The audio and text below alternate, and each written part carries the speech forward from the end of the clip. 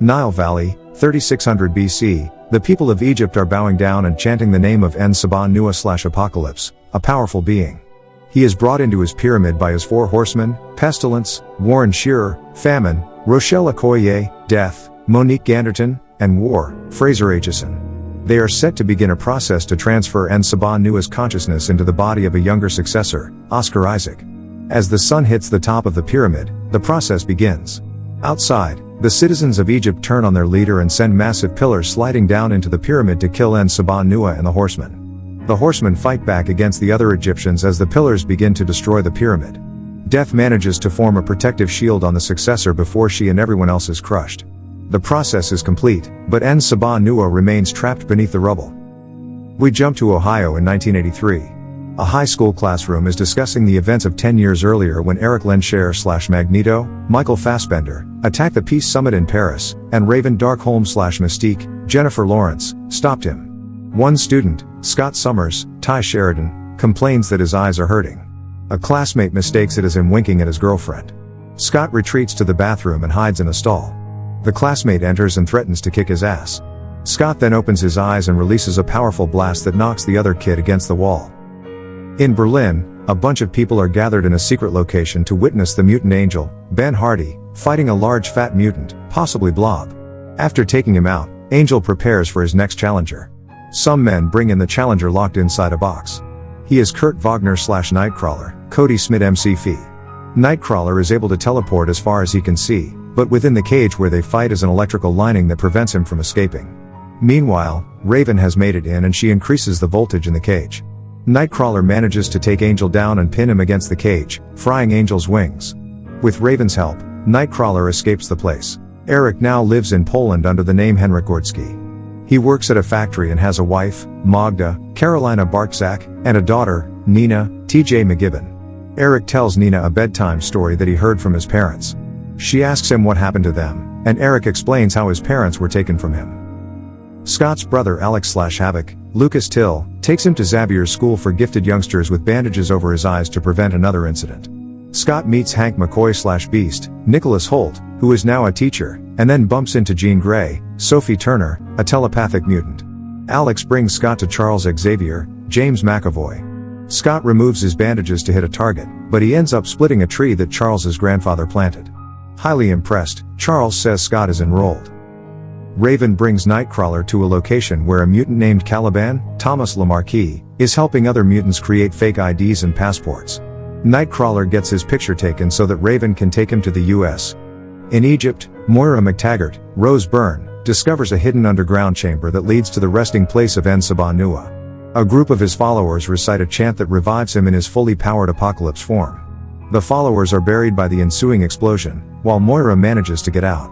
The explosion triggers an earthquake that can be felt throughout most of the continent, including in Eric's workplace, where a large vat of molten metal falls and nearly crushes a man until Eric manages to manipulate it to save the man. At night, the students at school feel something wrong. Charles tells them all to stay in their rooms. He goes into Jean's room as she is trembling and moaning. Charles looks inside her head and sees what she is dreaming of. She sees visions of chaos and destruction. Jean awakens and claims she saw the end of the world. She fears her powers, but Charles assures her that her power is great. Back in Egypt, Aurora Monroe/Storm, Alexandra's ship, uses her power of weather manipulation to create a brief sandstorm that allows her to rob 2 men.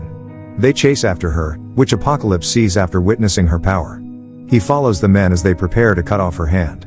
Using his own power, Apocalypse decapitates 3 other men with sand, while he traps the last man within the wall of the building next to him. Eric tells Magda that they need to leave after feeling he has been exposed. They call for Nina, but she is not in her room or in the yard. Eric hears a noise in the woods, which he and Magda follow. Nina is being held by an officer leading a group of other officers. They confront Eric regarding the incident at the factory, as well as his attack on the White House a decade earlier. He confesses to it and pleads for Nina to be let go. She is released and goes back to her mother. Eric joins the other officers, but Nina yells at the men to not take her father away. The sound of her voice, "She's a mutant," causes the birds flying up above to attack the officers. One officer with a bow and arrow accidentally releases it, impaling Nina and Magda. Eric runs to his family and cries. He takes off Nina's necklace and uses it to send it through each officer, killing all of them. Charles and Hank go to Cerebro to find out what happened with the earthquake. He locates Moira in Egypt, clearly still in love with her. Charles and Alex take a trip to Langley at the CIA headquarters to visit Moira. She doesn't remember knowing Charles since he wiped her memories, but she still knows who he is. Moira explains that she was investigating En Sabah Nur's whereabouts and history, going into detail about his motives and followers, the Horsemen, and how he would give them special powers to aid him in destroying whatever they wanted. Aurora then brings Apocalypse to her home. She has a poster of Mystique, whom she considers to be her hero. Apocalypse places his hand on the TV to catch himself up on the last few thousands of years. Based on what he's seen, he determines that man has lost his way, and the world must be cleansed in order to be saved. He places his hand on Aurora and gives her powers added strength. Raven brings Nightcrawler to the school. He meets Jubilee, Lana Condor, Jean, and Scott, who now has glasses that help him see without hurting anyone. They decide to hang out at the mall and watch Return of the Jedi. Apocalypse and Storm then go to Caliban's facility to look for more powerful mutants. Caliban draws his gun on Apocalypse, but he turns it and the bullets to dust. As they step closer, Caliban is defended by Psylocke, Olivia Munn, a mutant with her own metal sword and a psychic katana. Clearly impressed, Apocalypse gives her an upgraded power. Psylocke leads Apocalypse and Storm to their next recruit. They find Angel in an abandoned building, where he is drinking and blasting Metallica, clearly not the same fighter he was before. Apocalypse turns his wings into metal with bladed feathers. Peter Maximoff/Quicksilver, Evan Peters, is watching a news report on Magneto.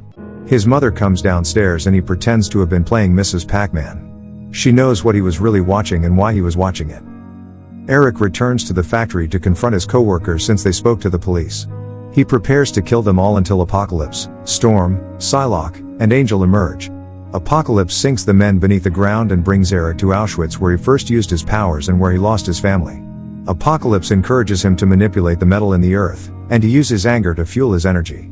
Eric begins to destroy the other buildings around him as Apocalypse vows to build a better world. Charles brings Raven, Hank, Alex, and Moira down to Cerebro to locate Eric. Charles finds him as Magneto once again, now having joined Apocalypse and the Horsemen. As Magneto speaks to Charles, Apocalypse sees the opportunity to link his mind to Charles's, which also lets him get into Cerebro and connect to anyone he wants.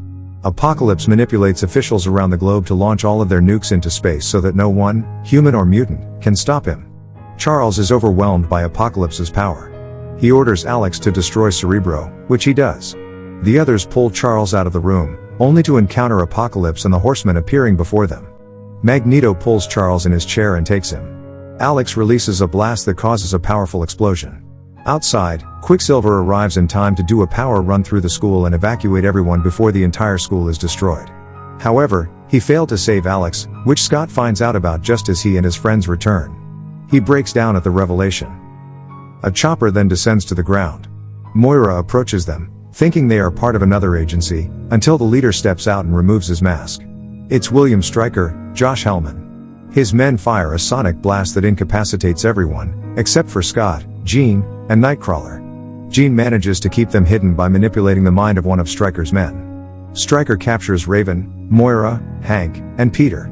Nightcrawler teleports himself, Scott, and Jean into their chopper, but he cannot get anyone out because of the electrical lining within. Stryker takes everyone to his facility and traps Moira and the mutants in a room. Hank has re-mutated to beast since he left his meds at home. Scott, Jean, and Nightcrawler sneak by the guards until they are spotted, forcing Nightcrawler to teleport them again. Simultaneously, Apocalypse brings Charles and the Horsemen to his old home and uses Charles to send a message to everyone on the planet, but Charles manages to get a hidden message to Jean to help her.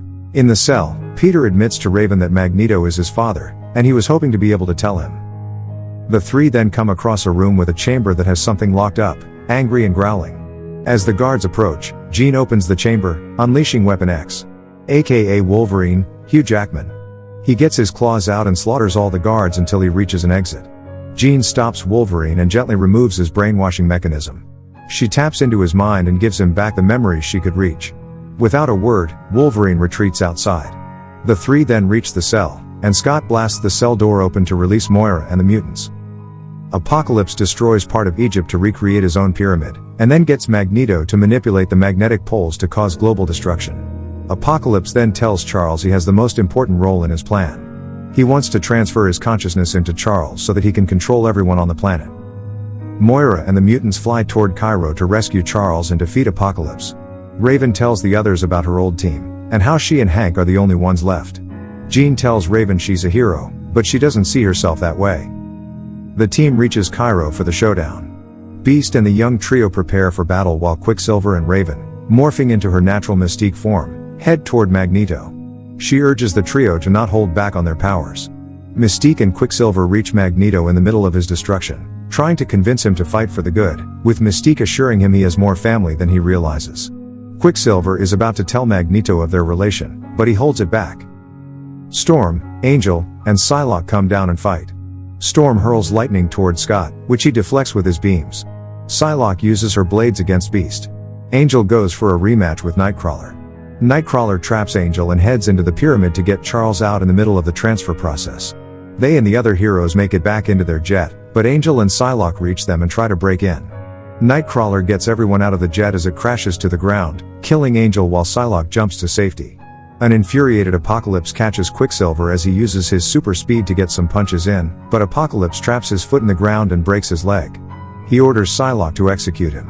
Psylocke uses her katana to slash Apocalypse's throat. He grabs her by the neck, revealing Mystique in disguise. Storm watches as Apocalypse is killing her hero. The others are in a building for safety.